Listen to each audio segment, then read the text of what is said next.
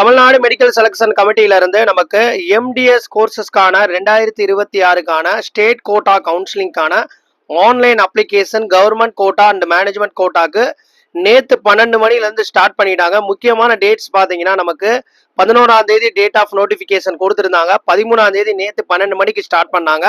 22ஆம் தேதி காலையில 11 AM நீங்க ஆன்லைன்ல அப்ளிகேஷன் அப்ளை பண்ற மாதிரி இருக்கும்.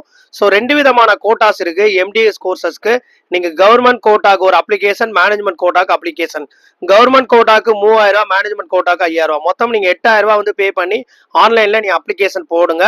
அது மட்டும் இல்லாம உங்களுக்கு ஸ்கோர் கம்மியா இருந்தாலும் சரி, அதிகமா இருந்தாலும் சரி, 2 கோட்டாக்குமே நீங்க அப்ளை பண்ணி வச்சிருது பெட்டர்.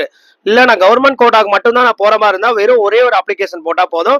ஸோ ஏன்னா கவர்மெண்ட் காலேஜஸ் கம்மியா இருக்கு. கவர்மெண்ட் கோட்டால இருக்கக்கூடிய செல்ஃப் ஃபைனான்சிங் காலேஜஸ் ஒரு அப்ளிகேஷன் வரும். அதாவது கவர்மெண்ட் காலேஜஸ், கவர்மெண்ட் கோட்டால இருக்க செல்ஃப் ஃபைனான்சிங் காலேஜ் மட்டும் நீங்க போற மாதிரி இருந்தீங்கன்னா ஒரே ஒரு கவர்மெண்ட் அப்ளிகேஷன் ஃபார்ம். நீங்க மேனேஜ்மெண்ட் கோட்டா போகணும்னா பிரைவேட்ல இருக்கக்கூடிய மேனேஜ்மெண்ட் என்ஆர்ஐ சீட்டுக்கு மேனேஜ்மெண்ட் கோட்டா. ஸோ நீங்க அதுக்கேற்ற மாதிரி அப்ளிகேஷன் ப்ராசஸிங் போய்க்கோங்க.